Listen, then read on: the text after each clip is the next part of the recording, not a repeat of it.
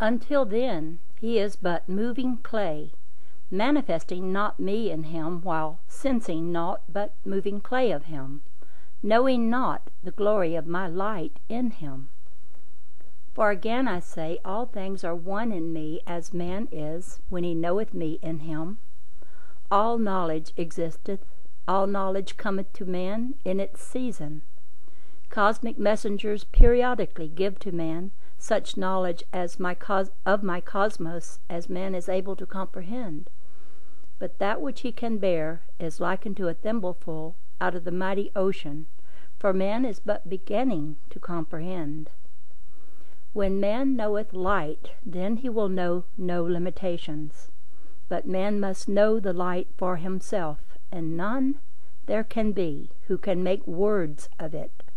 For light knoweth light, and there need be no words. Man's sense-seeing with his eyes binds him to the illusion of my dual thinking. For I but build illusion with my dual thinking for his sense-seeing.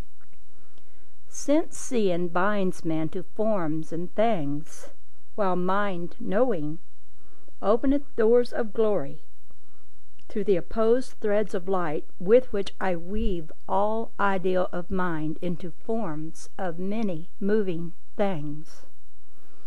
Mind knowing decentrates into the furthest reaches of my universe of me, and seeth all forms as one. With his seeing eyes man seeth light as matter energized, but senseth not that the energy of matter is the light of my divided thinking.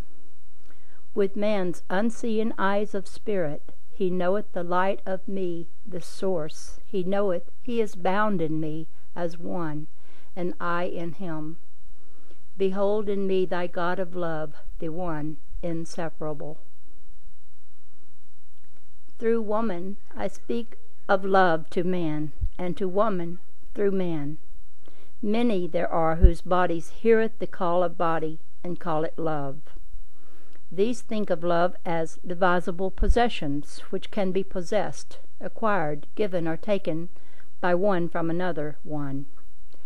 These know not that the senses of one unbalanced body are but calling to another unbalanced body for balance, which they forever find to forever lose in wave cycles of finding and losing. But again I say that manifestations of love through sensed bodies is not love, even though it springeth from the fulcrum of love in me. Pairs of oppositely conditioned bodies must forever interchange with each other to find balance with me. In this wise I express my unchanging love through the changing cycles of my thinking as manifested in the pulse beat, breathing, and sex interaction of my dual electric body. As my universal electric body pulseth with the duality of my rhythmic electric thinking, so likewise all extensions of my body pulseth with the dual electric energy of my cyclic thinking. When man thinketh he loveth a woman, he should have a care that he loveth in his heart, lest he be moved by his senses to a desire for sense balancing. For I say that he who loveth in his heart loveth me only, and not another body, for love is in me alone. He who loveth in his heart loveth love in me, a mirror of light in man to give back to me that which extendeth from me. Even so are the sons of my body hung into dark heavens, to give back their light to me as dark, for reborning through me as light. Even so is love in me alone, being but manifested by giving, re-giving, mirrored sequences of my electric thinking. Even so doth my universal body interchange as my resolving, dissolving universe of dual light shineth out of darkness as mirrored forms, which disappear again in me, forever borning. Say thou to man who weepeth for one who loveth him not, that he is but moved by his senses to a sensed expression of love. Say thou to him that he who so weepeth knoweth not love for the woman, for whose love he yearneth. But he who loveth in his heart, knowing me in him, rejoiceth that he is thus enriched by knowing love in the heart of woman, even though no words of love shall have passed between him and the woman of his inspiration. Likewise say thou to him, when thou knowest me in all mankind, thy love shall be a mirror to extend thy love to its mirrored reflection in all to whom thou extendeth it. And all to whom thou extended thy light shall love thee in their hearts, for in thine eyes there will be the light of love and truth and balance in me. Again and again and ceaselessly say thou to man that he is one in me when he knoweth me in him, and when he heareth my voice inspiring him to know me in him, then should he listen unto my voice in its silences, and in the sounds of my whisperings, which springeth from my silences. Then must he depart from his body to know my knowing, and to think my knowing with me as one.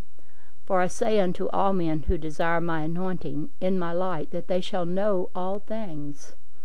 All knowledge and all power existeth in my light.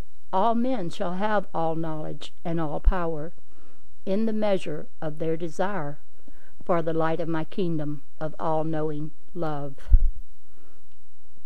Of a verity I say, no man shall know love, nor peace, nor rest, until he giveth love of himself to all men.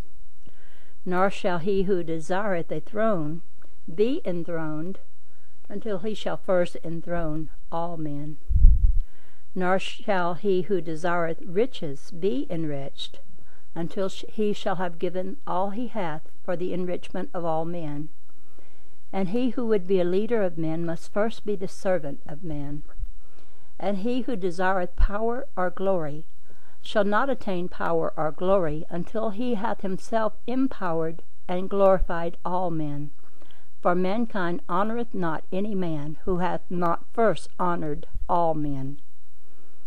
Even life may not be man's until he hath lost that which he thinketh of as life, to gain immortal life through his knowing.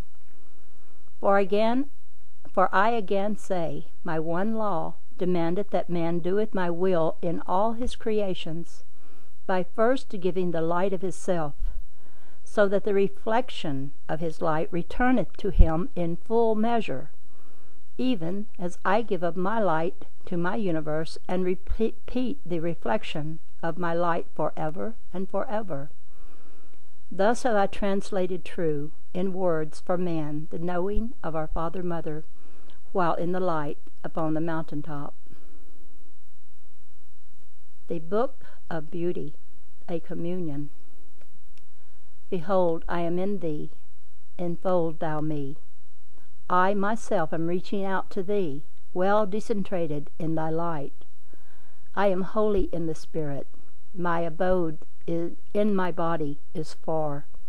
My body's abode on its planet is far. I am in thy light, knowing thy light.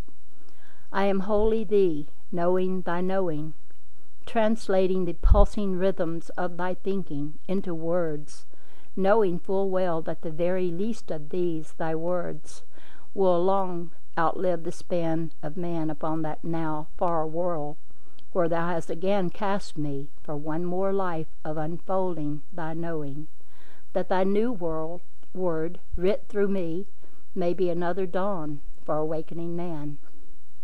Speak thou through me, manifest thou through thy messenger. Upon my heart are heavy questionings. Write thou thy answers there in light waves, which transform thy knowing into thy imaged thinking. Unfold thy being dynamically, and be thou me, as I write man's word from wordless light.